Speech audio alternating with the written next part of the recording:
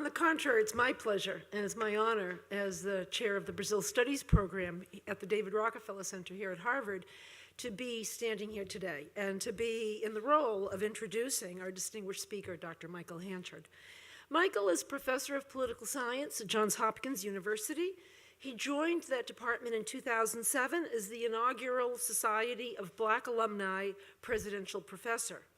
He's also founding director and now co-director with Aaron Chung of the Racism, Immigration, and Citizenship Program at the Krieger School of Arts and Sciences at Johns Hopkins. Before moving to Johns Hopkins, Michael was professor of political science and African American studies at Northwestern University, where he also served as the director of the Institute for Diasporic Studies.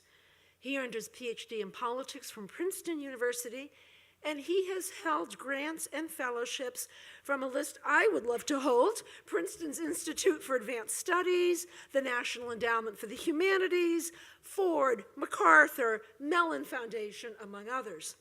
He's also held visiting professorships at institutions in almost every corner of the world, including the Institute for Social and Cultural Anthropology at the University of Vienna, the Universidade de São Carlos in Brazil, the University of Cartagena in Colombia, the Instituto Gramsci in Milan, and not least, the Du Bois Research Institute here at Harvard. So this is a welcome back. Michael Hanchard has been welcomed to all these distinguished institutions because he is a leading scholar of comparative politics at the forefront of his fields of specialization, which are contemporary political theory, Africana studies, and Latin American politics. His work focuses on social movements, nationalism, racism, xenophobia, and citizenship. Michael is author of Orpheus and Power, Afro-Brazilian Social Movements in Rio de Janeiro and São Paulo, Brazil, 1945 to 1988, which was published by Princeton University Press in 1994. Now, this isn't merely the obligatory reference to a first book. I remember when this book came out. It grabbed a great deal of attention, and deservedly so. It was truly one of those landmark works that wake up a field. Impressively, it was recognized as such in Brazil. It was named one of the top 10 books by foreign researchers about racism in Brazil. Since then, he has gone on to edit the book Racial Politics in Contemporary Brazil, which was published by Duke in 1999, and he authored another critically acclaimed monograph, Party Politics, Horizons in Black Political Thought, which came out from Oxford in 2006. He's also published articles in scholarly journals, such as Critical Inquiry, Political Theory, Public Culture, and Social Text. He is also a public intellectual, contributing regularly to the nation. This means he reads things that people actually read. He writes things people actually read. In addition, he's the creator of the website project Global Mappings, a political atlas of transnational Black politics, which is an interactive atlas that emphasizes the global significance of Black mobilization and points to networks of ideology and politics. Finally, he is at work on no fewer than 3 book-length manuscripts at the moment, including one entitled The Specter of Race in Comparative Politics, and another, Instructions from the Corner, an ethnography of the Mac Lewis boxing gym in Baltimore. As you can see, Michael Hanchard is a man of many talents and an intellectual with a broad range of interests. But wherever those interests take him, you can be sure that that they place him at the cutting edge and always pushing the boundaries of how we look at things. Please join me in welcoming Michael Hanchard as he delivers today's lecture, Between Society and Polity, Race is a Filter in Modern Politics, which is part of a continuing series of lectures this week that he will present at the Du Bois lectures that he will present this week. Please join me in welcoming him.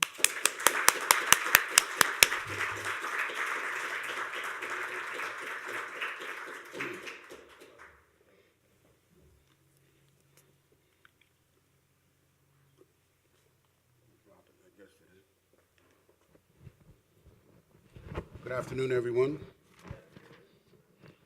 Thanks so much for such a wonderful introduction. I hope this afternoon I can live up to the accolades I've been given. Thanks to those of you who decided to return after yesterday's lecture. For those of you who missed scintillating Lecture 1, well, welcome. We embarked upon an interpretive journey with stops in the democratic polis of ancient Greece, Germany, various countries of the Americas, to demonstrate that what Du Bois refers to as the problem of democracy, and I unpacked this in Lecture 1, in Black Reconstruction, was symptomatic of a broader problem for the conjunctions of race and polity, nation and state in the modern world. As a comparative sociologist, Du Bois treated the nexus of race and democracy as a problem, not only for the darker races of the United States, but for the darker, poor races of the globe more generally. In drawing his comparisons, he emphasized the conditions and circumstances under which U.S. African Americans struggled to participate as equals in the U.S. polity, so that all members of the society, not just the privileged, had access to the full array of rights offered under the U.S. Constitution. Du Bois, writing in 1935, saw clearly the connections between the role of the state in briefly securing and then abandoning Black sovereignty and U.S. democracy simultaneously, on the one hand, and the Nazi policy of stripping away the national rights of the non-Aryans they encountered on their genocidal path on the other. As noted in Lecture 1, neither Du Bois nor Martin Delany questioned the capacities of Blacks for governance. What they questioned was the resolve of the U.S. government to provide the opportunity for Black leadership and masses to display their commitment to U.S. society.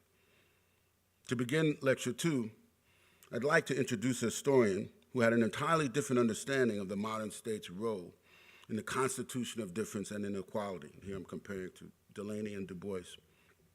Someone who, though ignored and forgotten in my own subfield of comparative politics, is a key figure in the development of a scientific method for the study of political institutions across time and space. Now, just as an aside, this was a very interesting discovery for me last year as I was preparing to teach my annual qualitative methods class, which goes to show there's a lot of merit in reading footnotes and going over footnotes.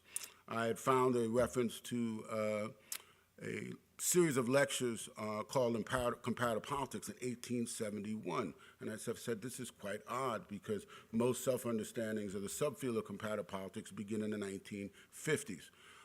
At Harvard University, there was several people who took an examination on foreign and comparative government in the 1920s. So any understanding, conventional understanding of a subfield or discipline or approach to study of comparative politics begins in the 20th century. So I found this really odd. When I actually went to do the research to track down this material, I was actually stunned by what I found. So what I'm going to talk about today is, in fact, the process of discovery here. The forgotten scholar in question is one Edward Augustus Freeman. He's principally known as a scholar of the Norman Conquest, ancient Sicily, and Rome, one of the founding members of the Department of History at Oxford, England. He also had a career as a public intellectual, writing on a range of topics for U.S. newspapers and magazines in the 1880s. He's least known, however, for his writings on comparative politics, which, for reasons I will soon make clear, are most relevant for my lecture and our subsequent conversation about the relationship between race, state, and the constitution of difference. We can place Edward Augustus Freeman in context by considering the epoch between his publication, the publication of his lectures on comparative politics in 1873, and Du Bois's publication of Black Reconstruction in 1935. The cusp of the 19th and 20th centuries was an era of tumultuous change. Waning and emergent empires prompted shifts in the world's geopolitical template. From the ashes of the Austro-Habsburg and Ottoman empires rose new nation-states in places where subordinated nationalities once stood. The scramble for Africa augured a new and distinct phase of European domination of human and material resources. African peoples were transformed into tribes and colonial subjects. creating territorial and ethnic boundaries which made more sense to colonizers than to the colonized. Amidst the swirl of imperial collapse and construction, movements of self-determination, nationality, racial and ethnic identification became important elements in the definition of what constituted a people at the dawn of the 20th century. For scholars and statespeople alike, the events and circumstances related to empire produced new challenges of interpretation. Among the changes of the 19th century was the deepening organization and classification of knowledge, one of the far-reaching consequences of Enlightenment traditions that emphasized science and reason. Increasing interaction and knowledge of peoples across the globe generated the desire among a growing number of scholars to impose discipline upon forms of knowledge that had grown increasingly unruly. How do you manage knowledge? In the United States and Europe, scholars from divergent areas of interest were engaged in transatlantic conversation about the development of methods of inquiry best suited for comparative study.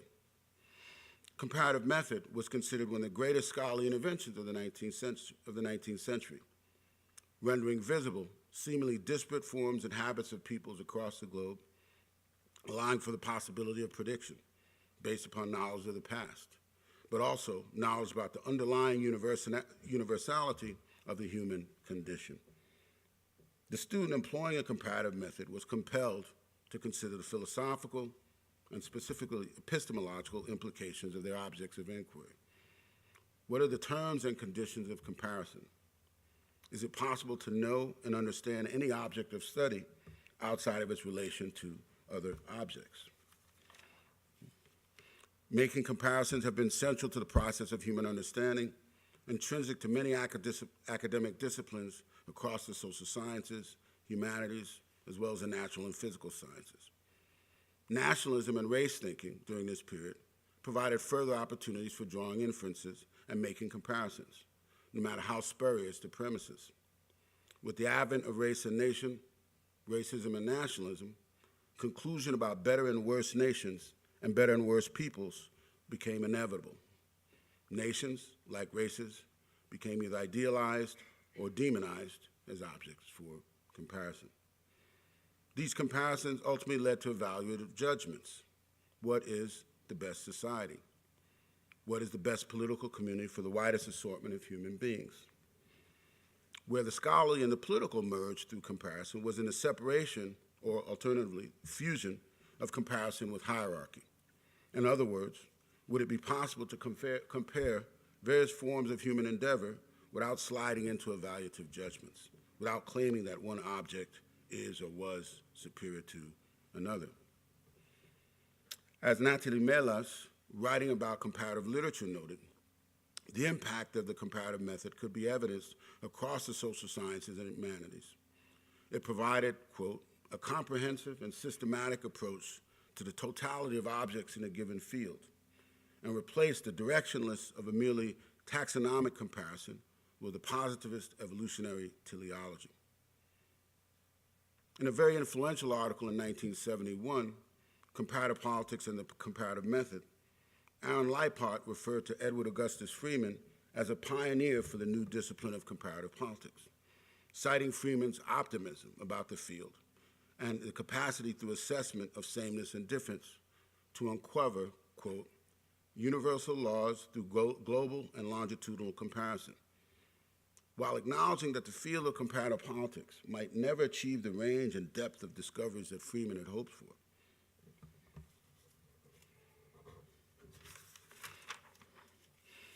his goals, nevertheless, should serve to remind students of comparative politics of, quote, the frequent utility of extending comparative analysis both geographically and historically, unquote.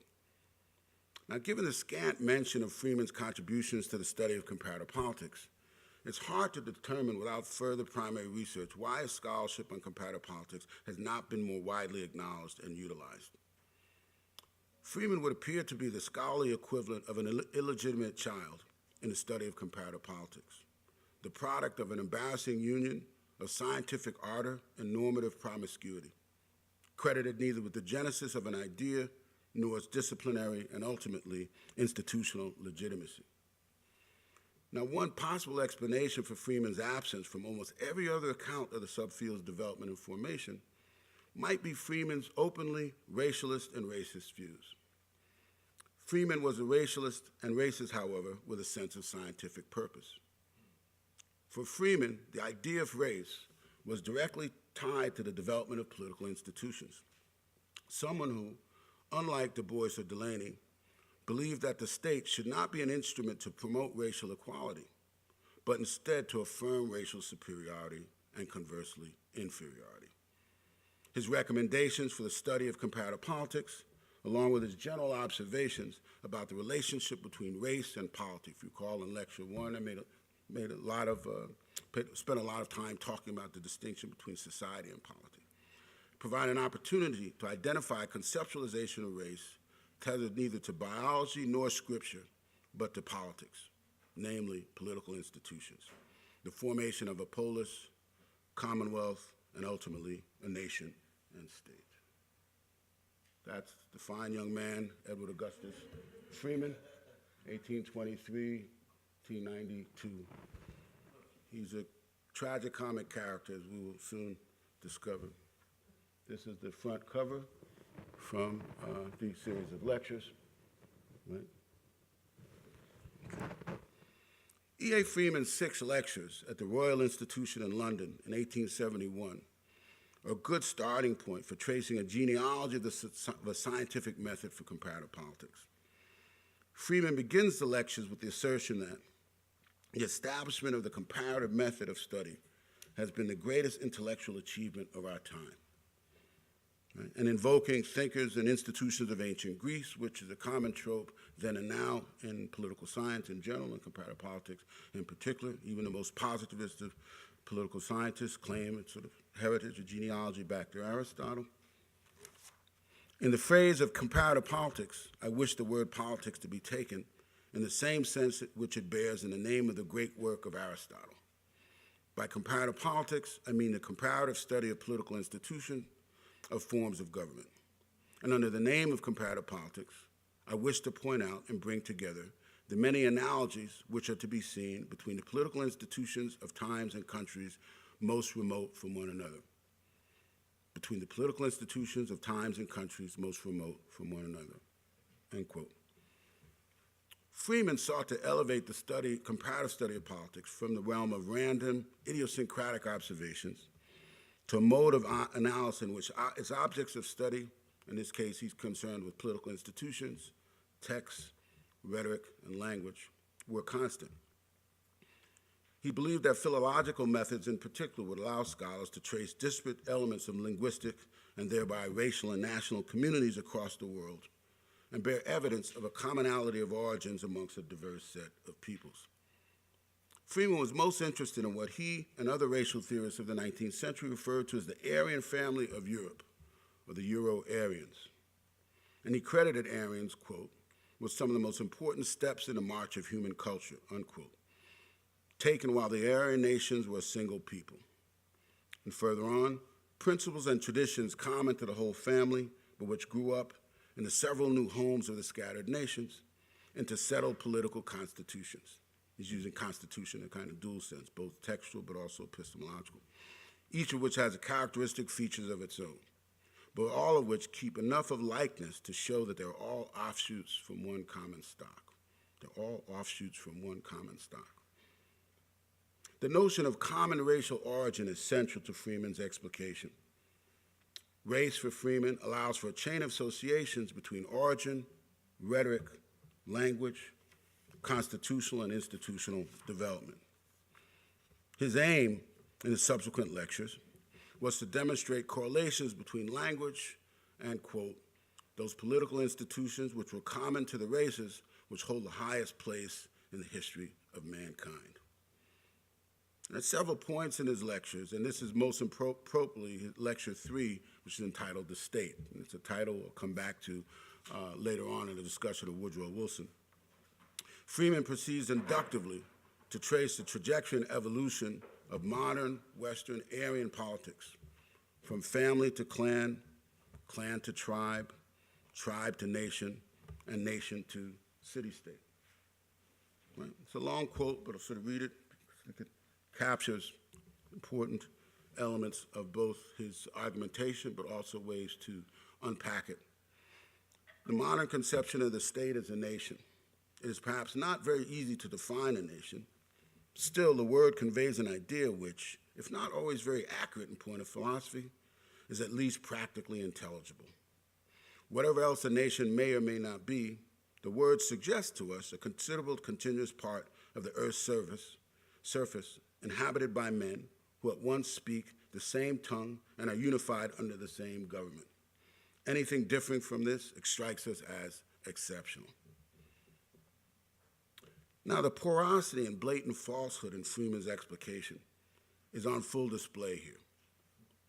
Freeman acknowledges, on the one hand, the shaky philosophical foundations of his definition, choosing instead to emphasize its practical, commonsensical import. Nonetheless, the overwhelming majority of nation-states in the world, certainly since the 18th century, have been and are composed of a diversity of peoples and language groups. Very few nation-states, in fact, have been founded with monolingual and monocultural groups. Even if one would accept Freeman's premise that specific racial groups are somehow predisposed to produce certain types of political institutions and politics, we could still not explain political variation even amongst the so-called Euro-Aryans. Why did, for example, Germany have a very distinct political history from France, Britain, and the United States? Why, for example, did the monarchy exert a more powerful influence in British and German politics until the late 19th century, and not similarly in France and the United States? I could go on, but variation and instability mark political behavior, as is the case in the case of the so-called Aryan race. Their so-called common racial origins, as suspect as they are, provide no explanation for their political and historical differences. Freeman's Euro-Aryan civilization was of his own making, not to be found ready-made in the world.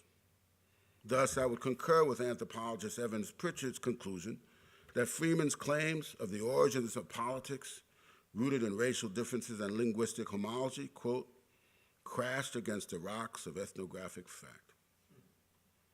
Over the course of his career as an advocate for Euro-Aryanism, Freeman revised his views on the relationship between language and racial origins. In the essay Race and Language, Freeman acknowledges that the doctrine of race, quote, is essentially an artificial doctrine, a learned doctrine. It is an inference from facts which the mass of mankind could have never found out for themselves, unquote. This shift in position, however, provided Freeman with an opportunity to emphasize the race concept as a social fact and underscore its resonance as an organizing principle in society and politics.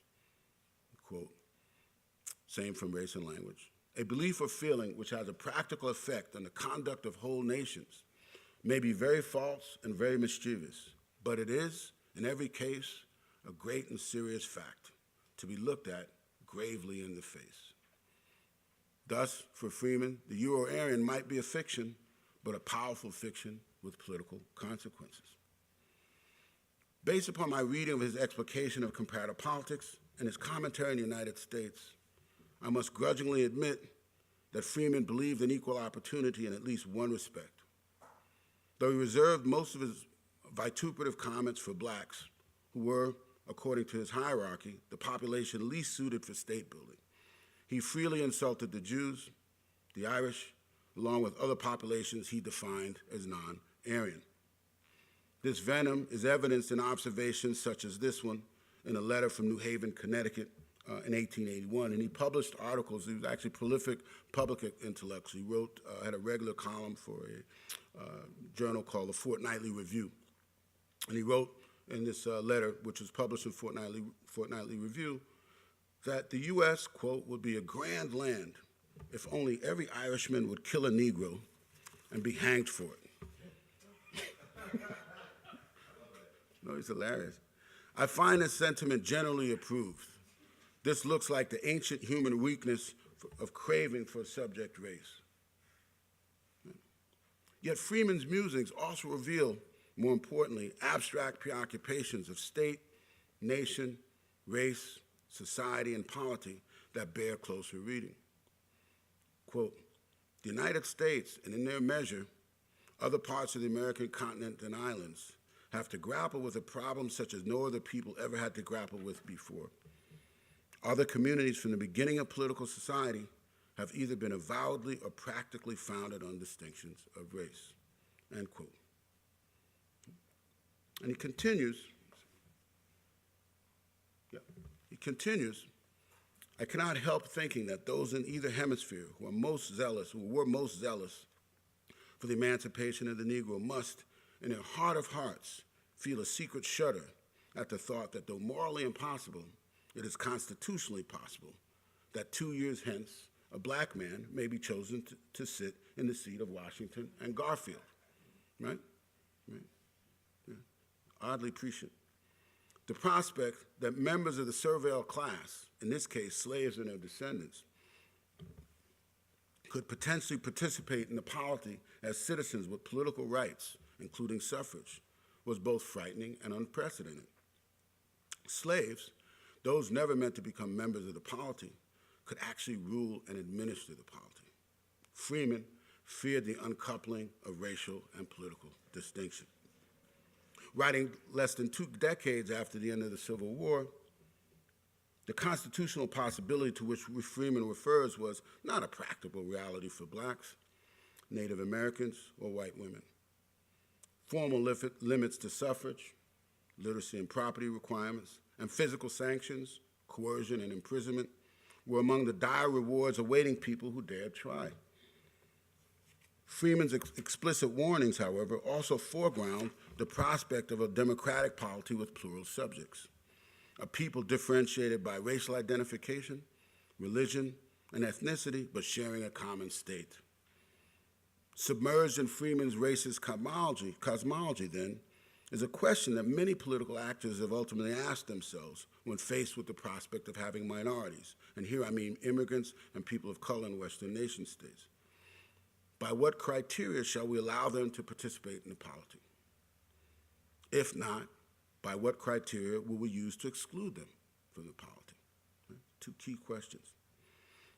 Freeman's racialist views, then, should not be viewed in isolation, but as a part of a wider array of racist and racialist ideologies institutionally embedded in thematic initiatives in several academic departments in the United States, Germany, and England. His anxiety about the presence of diverse peoples in a single polity helps translate a worry of many 19th and 20th century representatives of state, particularly on the right, and more than a few citizens, part of what Antonio Gramsci used to refer to as the national popular, right? National popular ideologies. Freeman's preoccupations as a scholar and racialist resonated in the scholarship and politics of 2 very influential political scientists of the early 20th century. First, Woodrow Wilson, the 28th President of the United States, was a doctoral student in the history department of Johns Hopkins University between 1883 and 1886. Wilson participated in the Johns Hopkins Seminary on Historical and Political Science, founded by noted historian of political institutions and advocate of Teutonism, Herbert Baxter Adams. Like Freeman and Herbert Baxter Adams, Wilson strongly believed that Euro-Aryans were fundamentally a state-making people. Right? And there's a great review article in the 1920s by Edward Sabath where he draws this image of Teutons coming out of the forest and saying, now we must make a state. Based upon available documents in the seminary archives at Johns Hopkins, Wilson was not only a seminar participant, but took minutes of several seminar meetings. Further research in the papers of Woodrow Wilson and Edward Augustus Freeman might help identify the existence of correspondence between Wilson and Freeman or between Wilson and Herbert Baxter Adams. And perhaps a historian in this audience can confirm the existence of such correspondence. Based upon my examination of the materials available in the seminar archives and a close reading of Wilson's best known work of scholarship, The State, which I'll talk about in a minute, I can safely suggest that Wilson's outlook on the question of nationality, race, and state was deeply influenced by Freeman and Baxter Adams' teaching and writings. Although Wilson does not deploy a contemporary citation method, he does reference Freeman's writings on Euro-Aryans and the state in his bibliography that identifies experts in the field. That's how it's listed at the end. Now, first published in 1898, Woodrow Wilson's The State is a broadly comparative historical institutionalist interpretation of the history of governance. He's interested in his book to map out the history of governance. And in many ways, it's a combination of political science, or what was then political science, philosophy, and anthropology, with comparative assessments of the many forms and institutions of governance in the world.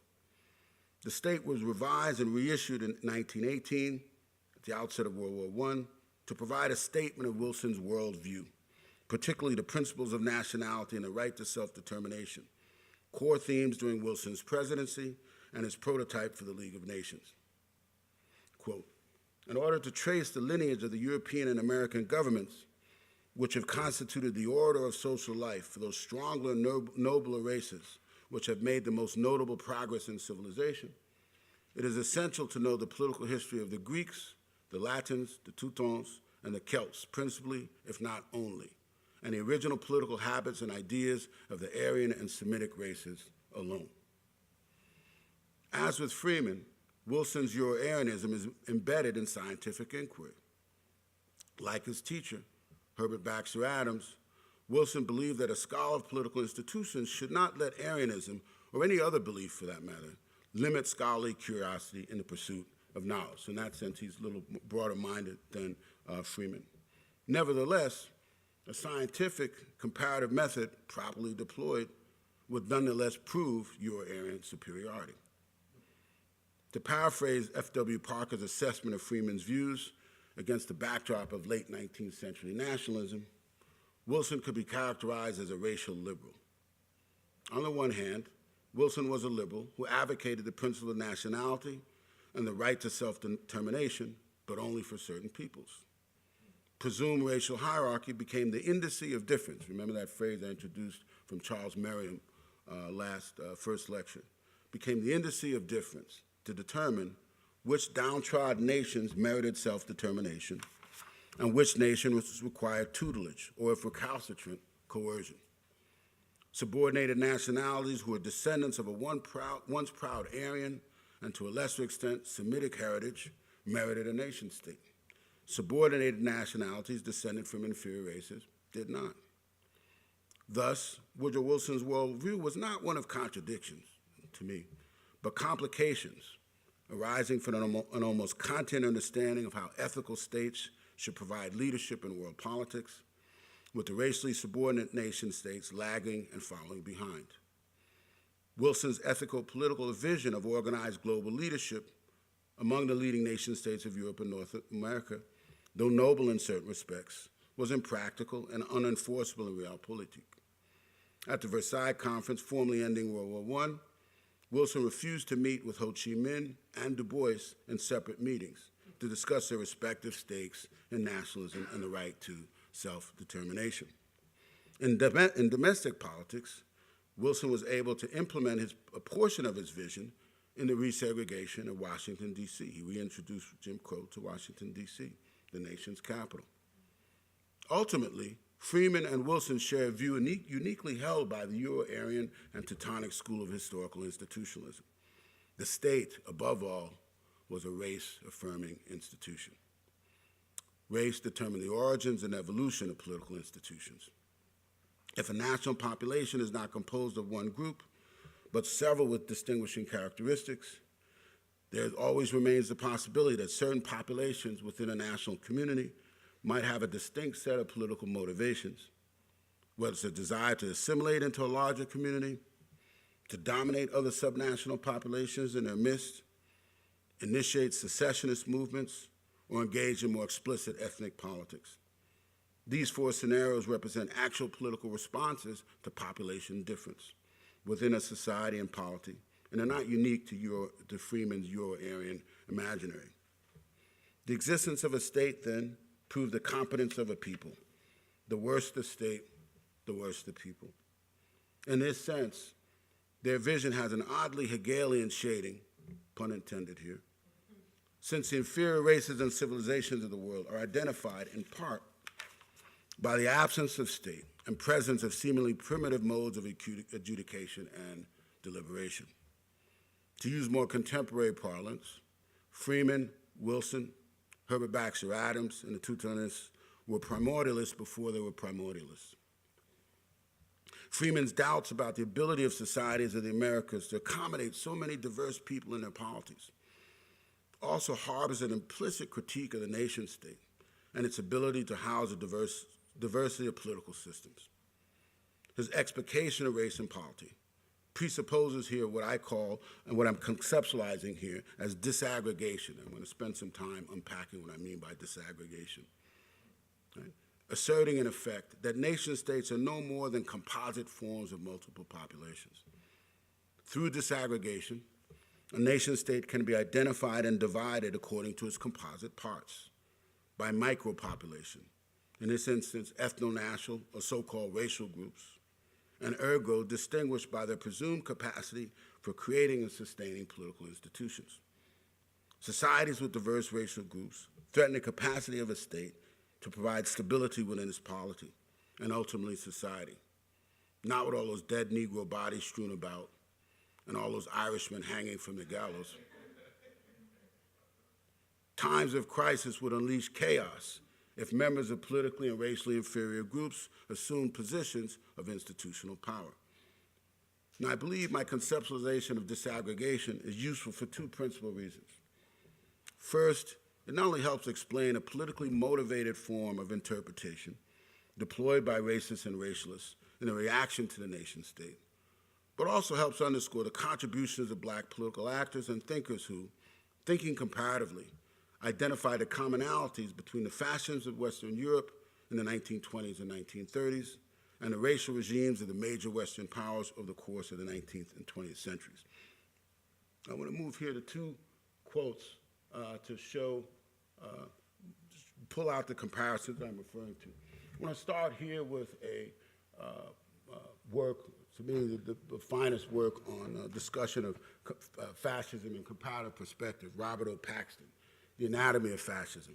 And it's very interesting because he just makes a sort of side comment at one point where he says that it may be that the earliest phenomenon that can be functionally related to fascism is American, the Ku Klux Klan.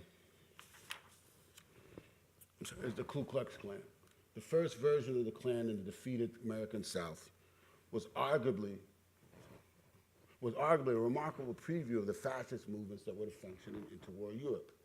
It should not be surprising, after all, that the most precocious democracies, the United States and France, should have generated precocious backlashes against democracy, right? So he's suggesting, in some sense, if we pull back and think more abstractly, what are the analytic properties and elements at work that enable us to look at the sort of ways in which fascist movements and ultimately fascist regimes work, right? So I want to move here then to, this is from Ida B. Wells' great series of articles about lynching in the South. And she writes, "No Negro domination became the new legend on the sanguinary banner of the sunny South. And under it rode the Ku Klux Klan, the regulators, and lawless mobs which any cause chose to murder, one man or a dozen as suited their purpose best." Right? Now what's going on here? And it's in the larger unpacking. She's talking about racial rule, right? And the sort of coincidence of popular mobilization against Black political rights and state mobilization against Black political rights. The combination of executive and popular power. The development of parallel institutions, because in effect the Klan was a parallel institution, right? The degradation of Blackness, right? Clearly the linking of, particularly in the case of Black men, gender with sexuality and wanton violence, and the need to regulate their capacity for engaging in these acts, right? And the need for renewal, right? And we find these elements in different combinations and different emphases, whether we're talking about Italy, Portugal, certainly Nazi Germany. Common to fascist and racial regimes is identification of a minority population categorized formally or informally as foreign, as the root or major contributor to economic downturn, political dysfunction, bureaucratic inefficiency. Such identification, treated as objective fact at the expense of other possible explanations, becomes the justification for laws designed to limit or prohibit minority participation in the polity and economy, rendering them incapable of being producers or agents of law, only objects of law. Right? I put this in for Skip because we've had a couple of conversations about black fascism. So I just want to ask you, Skip, doesn't Marcus Garvey look a little bit like Captain Crunch? Yeah, Michael Jackson. Had the same feel. Yeah. Okay. He just wanted to see if I was still awake. Okay. So with few notable exceptions, Western political theory and philosophy have largely ignored the examination of the state as a race-making and race-sustaining apparatus, and the implications of such examination for theory building. None of the now canonical texts or textbooks in either political theory, comparative politics, or international relations, either at the graduate or undergraduate level, devotes attention to the conjuncture of race, state, and political theory. Of this lacuna, David Theo Goldberg writes, "The history of the modern state and racial definition are intimately related. So it is surprising, perhaps, that the theoretical literature on state formation is virtually silent about the racial dimensions of the modern state," unquote. On the scholarship that does identify the role of states in racial distinction and hierarchy, Goldberg notes that, quote, "Those thinking about the state in racial terms have tended to delimit their conceptions to the obvious, extreme, and so seemingly exceptional cases like Nazi Germany or South Africa, or the segregationist South in the US. What these seemingly exceptional cases do provide, however, is an opportunity for students of state power and state theory to comprehend at least two roles for the state as a racial institution. One of the most obvious examples of the state's role in structuring racial hierarchy and identification is via the census and through formal segregation. In its most extreme form, societies like South Africa, Nazi Germany, Rhodesia, as well as pre-1965 United States, deployed racial data to administer, limit, manage access to goods, services, and resources, as well as identify and segregate those populations considered degenerate, dangerous, or otherwise ill-suited for civil society and civic participation. Even in more benign circumstances, censuses are used to develop demographic data, gather and produce intelligence, monitor and restrict movements of various subpopulations within a national population. In this case, we think the obvious examples of prisons and armed forces, but also now increasingly consumption patterns, where we all eat, wear, and drive.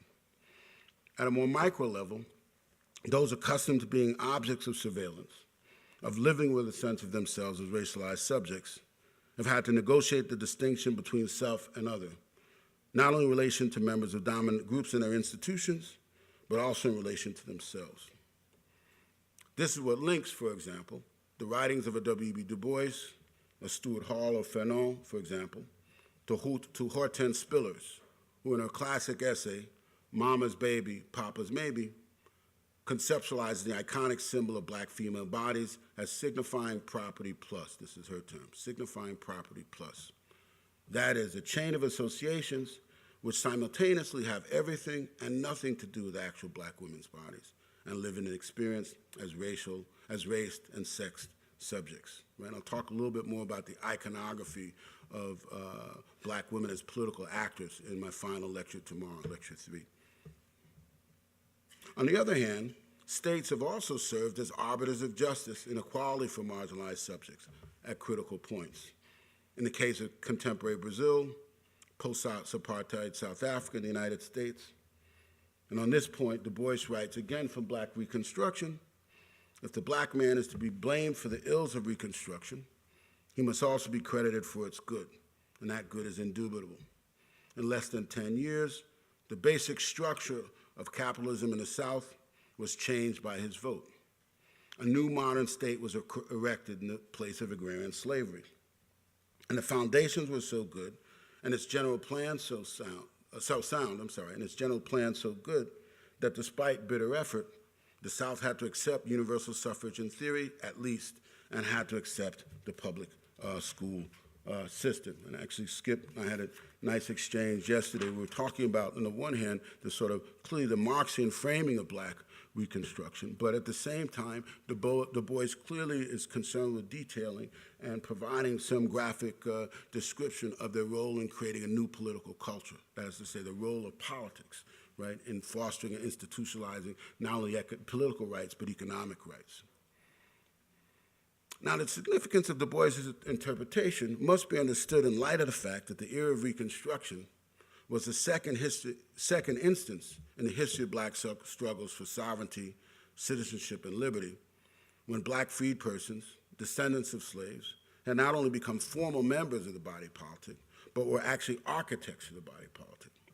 The first instance, of course, was the Haitian Revolution.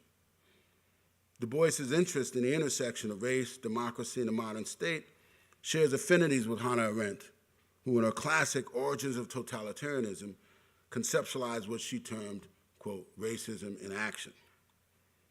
For Arendt, racism in action, or state racism, occurred when a state apparatus utilized the full range of bureaucratic, administrative, and coercive means to implement policies of racial hierarchy. Right? Her emphasis is on rationalization, not the idiosyncratic acts of individual prejudice of one person against another. And it's really masterful what she does in Origins of Totalitarianism, because she talks about one point what she calls race thinking before racism, and basically traces what she calls racist thinking and racism in action from the development of colonial regimes and the scramble for Africa, then ultimately back to the theater of Europe by the 1920s and 1930s.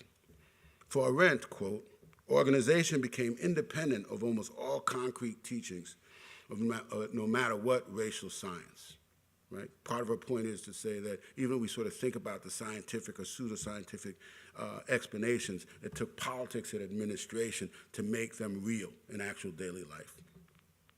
Race thinking moved from the realm of philosophy and pseudoscience to politics, with implications for political theory rather than philosophy, since its practice was inextricable from daily life. Racism in action, state racism, wended its way through empire and the regimes of colonial rule, via elite discourse within the state, polity, economy, and ultimately into the fabric of daily life in Europe. Racism was not some Marxian epiphenomenon, but a core organizing principle of politics and the political. For those who were here yesterday, remember where we started. Now, the last plate just sort of reminds some points to remind you as we move into tomorrow's lecture. Racism and racial hierarchy provide a window onto the disaggregation of the national population and national state. Right? State anxiety about racial, gendered, and sexual difference is often articulated in the quest for political order and rule, to transform arbitrariness into sameness. In Lecture 3, I will illustrate the ways in which disaggregation persists in the contemporary world for Black subjects, but not only for Black subjects, and the implications of the nation-state system and the body politic in the contemporary world. I will conclude by suggesting a research agenda for the knowledge clusters of Africa, Africana, and African American studies. Thank you so much.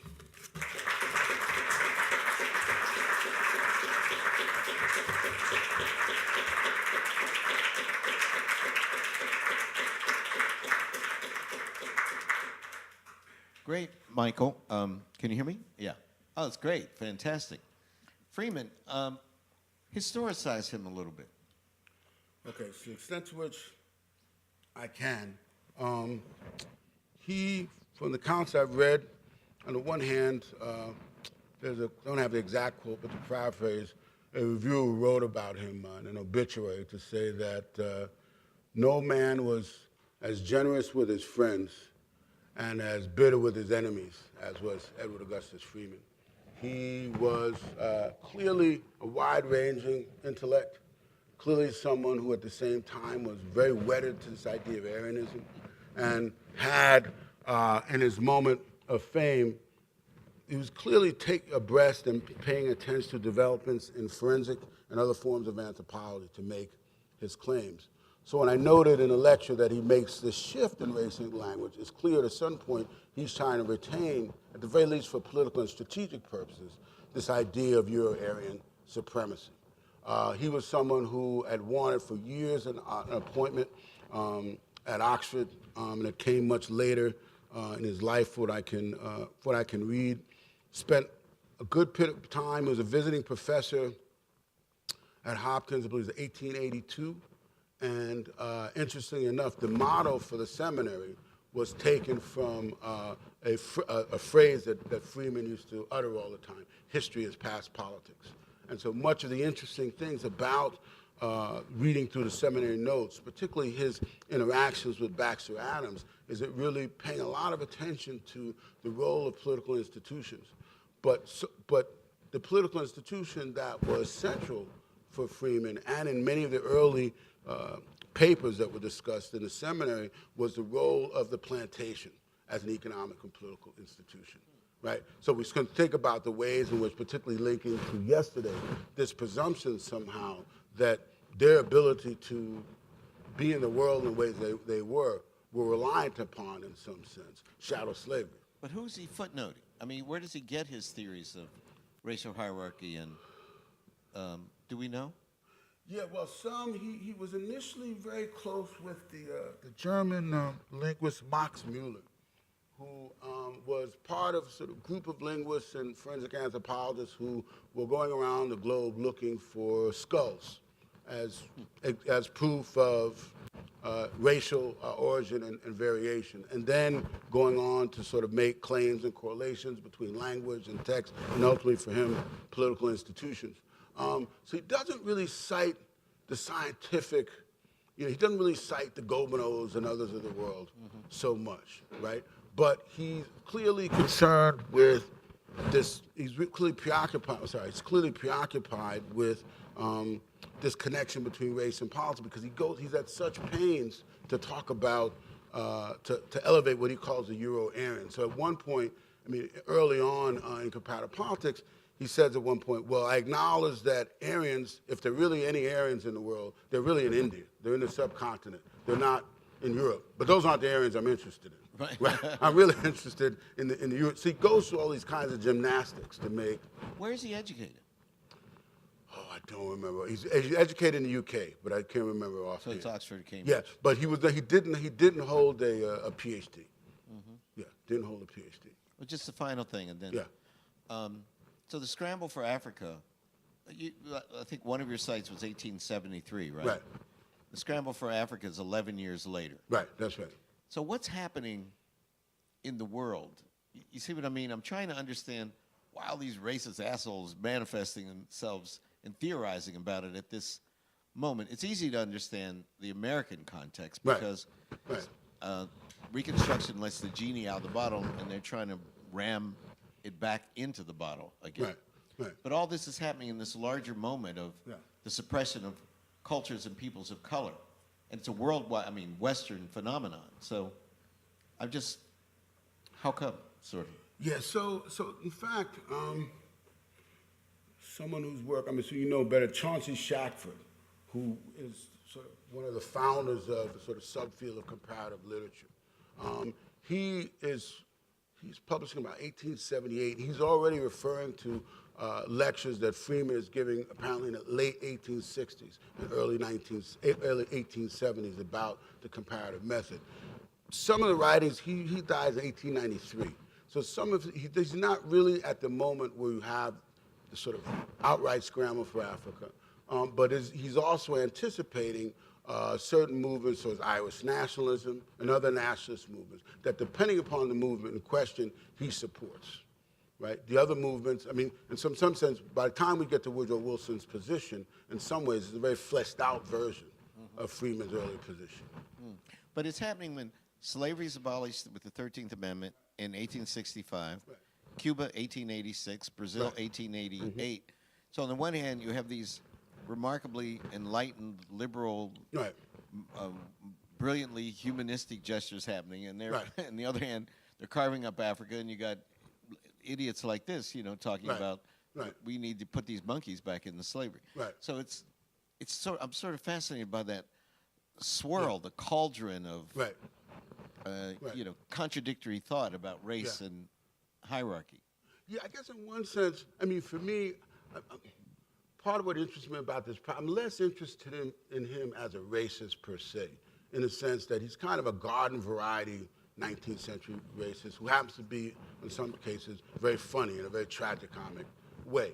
And what interests me, and part of the reason why I've sort of spent this time on him, is because in my subfield of comparative politics, for the most part, giving sort of an aside, won't mention the name, but a political scientist you and I know very well, submitted an article to the flagship Journal of Comparative Politics on racial attitudes and behavior in Cuba. He was doing sort of big comparative study of Latin America. Yeah, doing a big comparative study.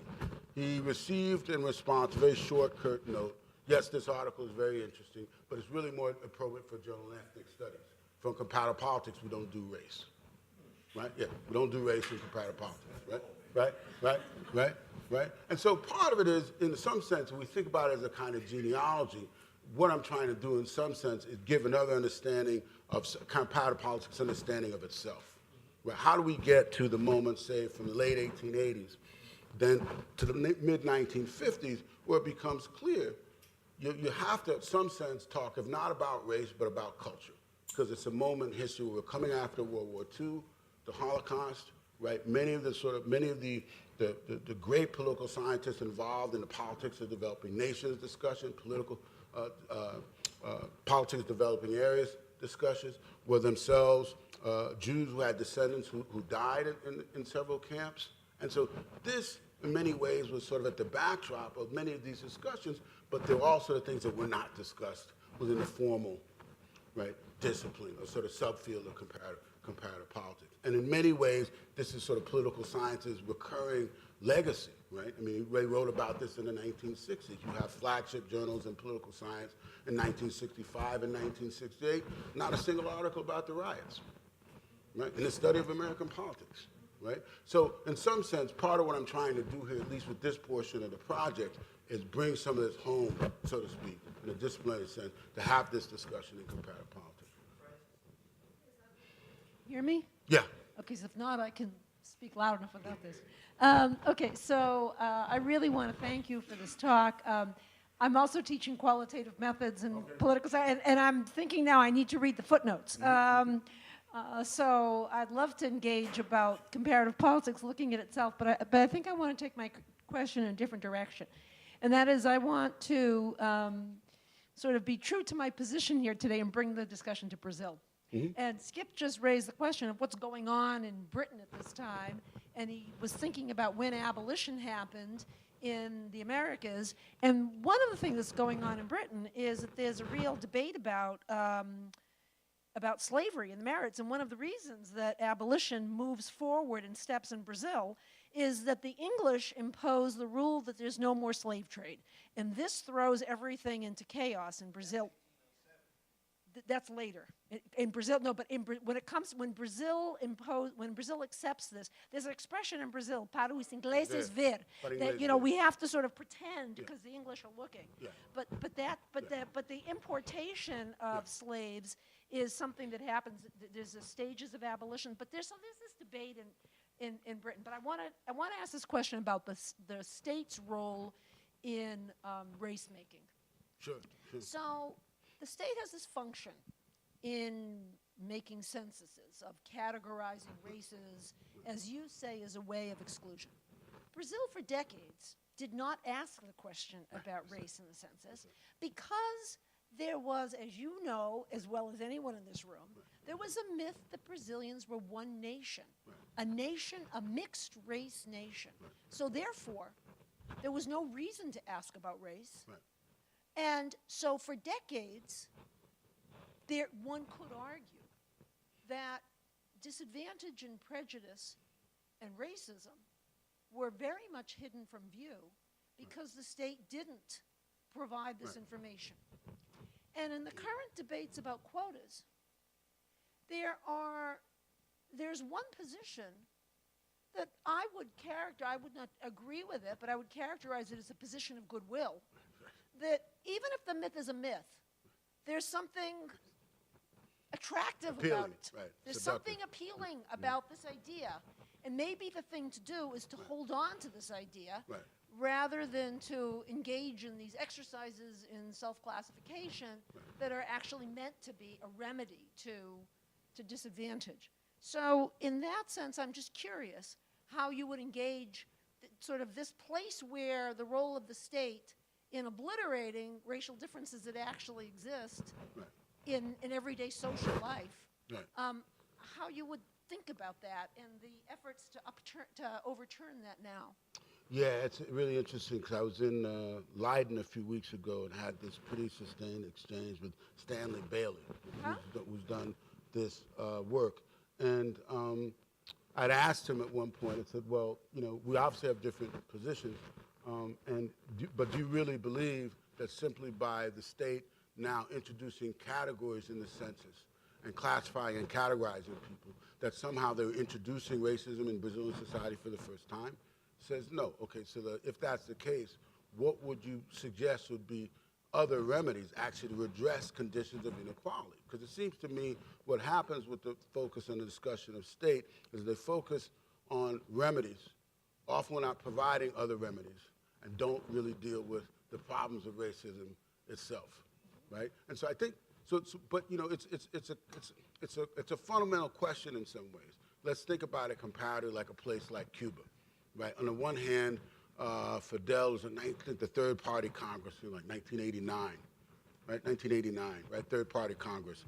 And Fidel announces that the two things that the revolution has still not resolved were sexism and racism, right? It's sort of first thing. At the same time, one could look by certain indicators in terms of overall health, education, that Cuba, Afro-Cubans in many ways had better quality of life, better standard of living by certain standards than many other populations in the new world, right? And that was part of, so in some sense, one could argue, and this was part of the Cuban government Marxist argument, is that we don't need race-specific policies, right? Rising tide will lift all boats, right? So for me, I look at these things as sort of strategies, but I think it's important to, in some sense, for better words, I help, let the genie out of the bottle, but then to try that it doesn't act as if it doesn't exist.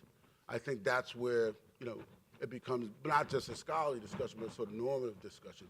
And much of, at least to me, what the Brazilian right, the opponents of affirmative action, have not really done in Brazil is provide alternative ways of thinking about how to remedy these problems, right? Or they point to examples. So Skip, you mentioned this yesterday. We sort of think about micro or macro examples, right? So there's a very famous case about 10 years ago now at the University of Brasilia with the twins. I'm sure Seth can speak to this better than I can and other people, where there was a committee assigned to determine by visual appearance which applicants to grad school would gain acceptance. And it was a case of twins who applied. They were not identical twins.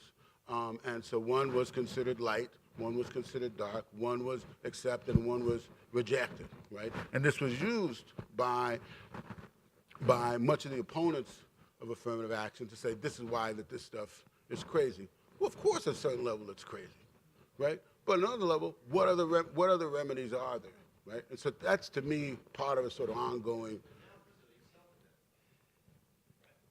Well, you self-identify, but most of the time with tabulations, the coders also have a role, because often part of the issue was even opponents of affirmative action, like Yvonne Magi in her early ethnographic research, documented the ways in which many people did everything they could rather than identify themselves as darker skinned.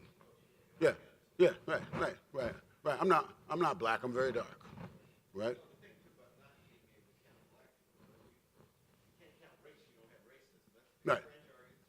Right, exactly.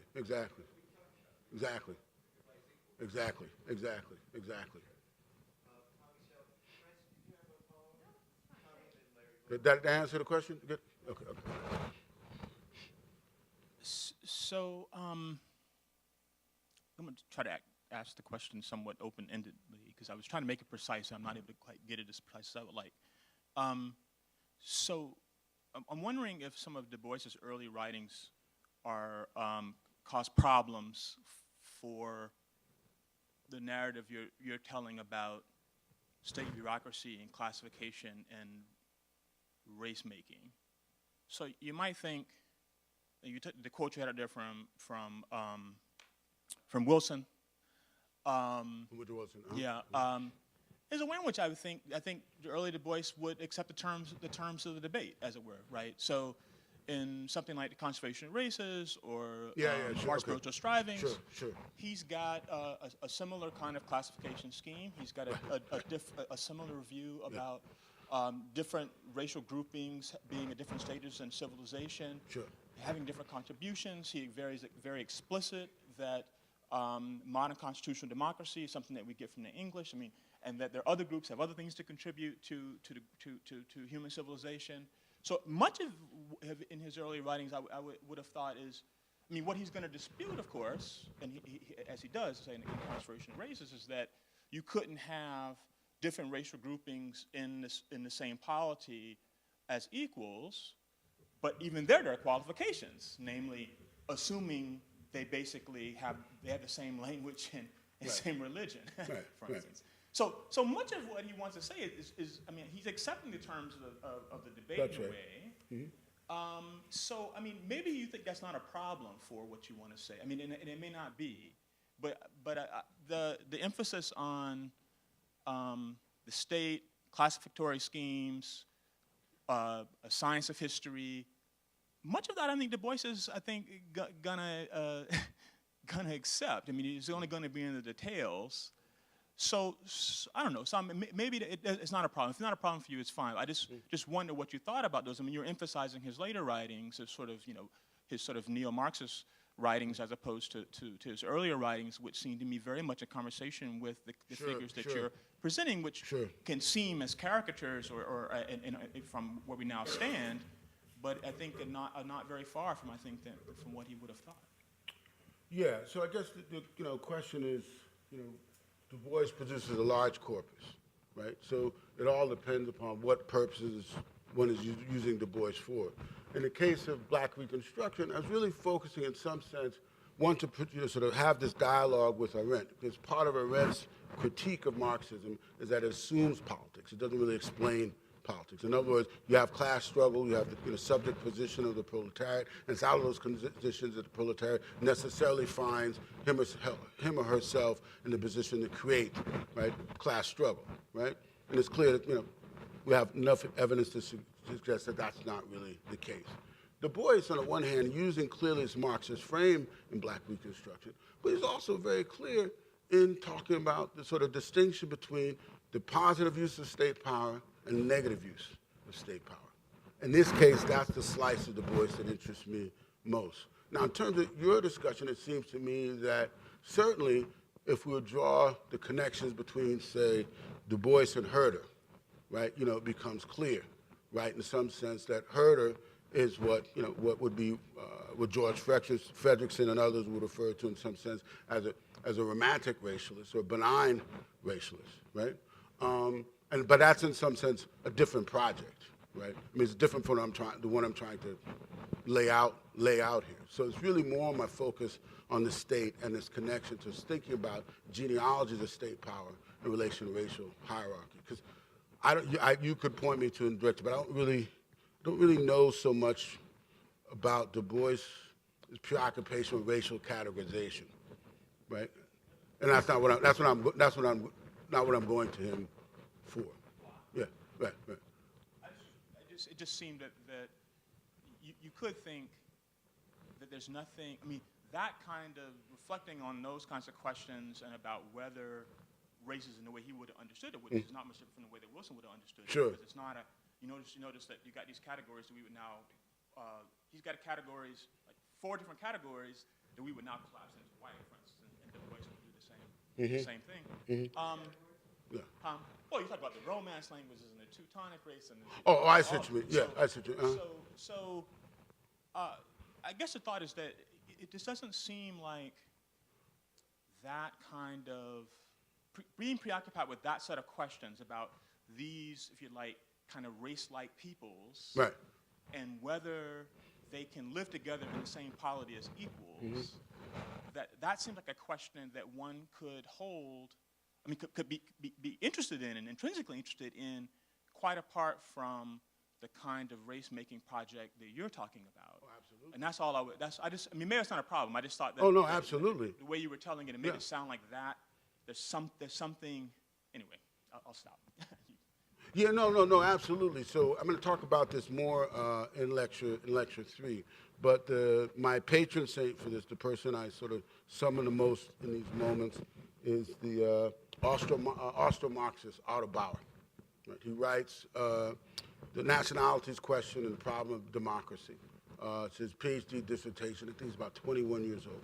Right? And he's, interesting enough, he's very much influenced by linguistics, right, and linguistic theory, to look at nationalism. And he posed it, and paraphrasing here, in the sort of following question. Why is it always that people tend to think that there has to be one state for one nation, or one state for one people, and one people only, right? Even though the majority of the world, right, has not been framed in this way, right? So what I'll do in lecture 3 is actually unpack this, but relate this experience of black nationalism and black internationalism to these larger sets of problematics, about this presumption of the potential chaos that will ensue if you have more than one population in a territory, right? What the chaos would ensue for the polity. So again, I think going back to your question from yesterday, I neither find this special in and of itself, right? Nor do I find, nor am I surprised, right?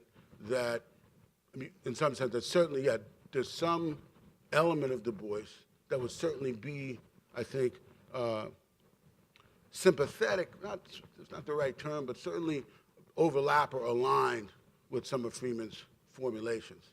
I think the difference is, and the key difference, though, is that I don't think we could say that either Delaney or Du Bois would assert, in fact, that blacks are incapable of state-making, because it seems to me that's, in fact, what Du Bois is arguing against, that they were incapable of state-making, because it seemed to me part of his motivation for black Reconstruction is to argue against the sort of historiographic record which treated Reconstruction as a great tragedy, right?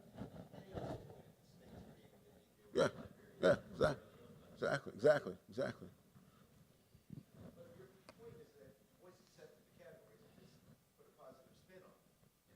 Well, there's a large question, an interesting question about whether these race-like peoples Oh, let me see what I think. share a polity together and treat each other as equals and have a real democracy. That was a live question. It wasn't just, maybe that was the only thing. But Du Bois believed that there were races and that they could live together. Yes.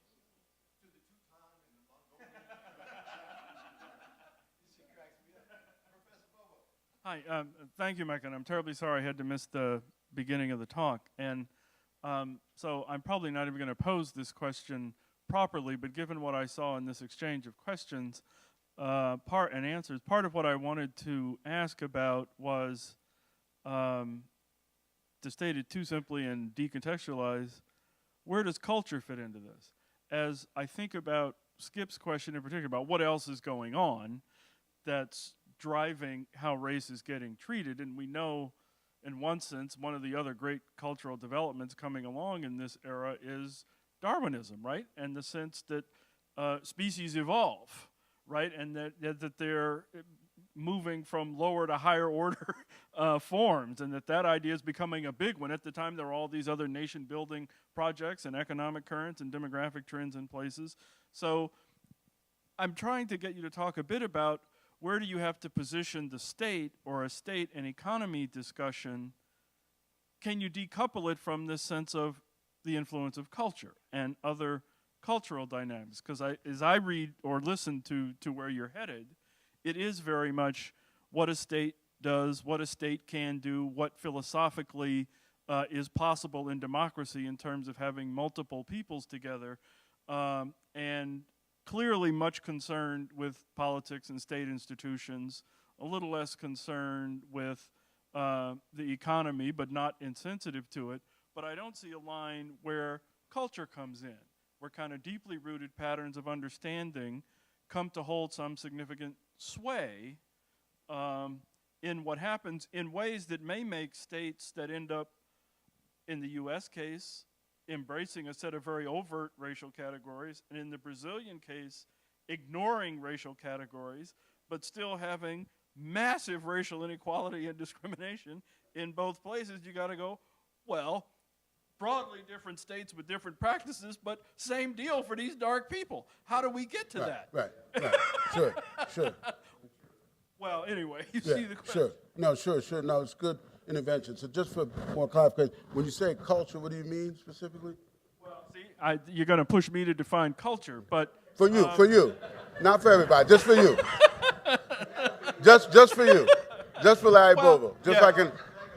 So, sociologists, the toolkit of very basic ideas that people draw upon in making sense out of the social environment around them and engaging patterns of behavior. Meaning making. Attitudes, values, beliefs, basic orientations.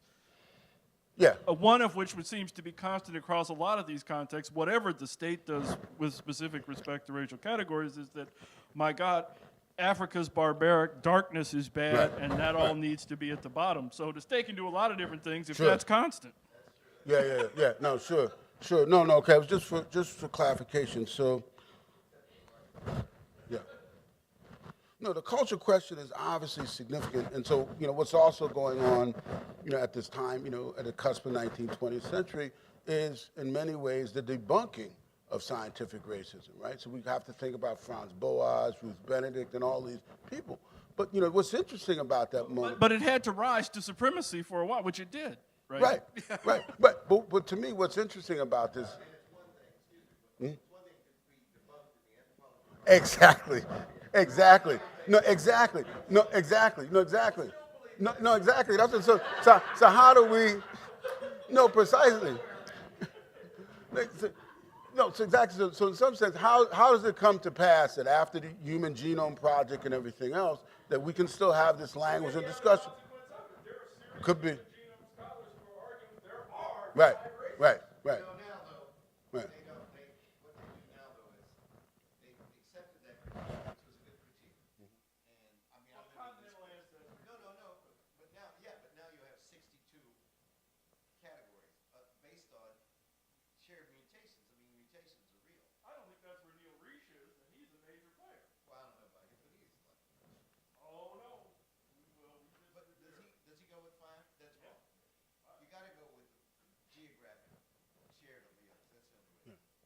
But I think that,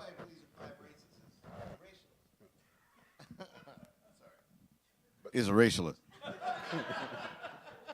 Anyway, ladies and gentlemen, let's thank Michael Hanchard for a marvelous second lecture.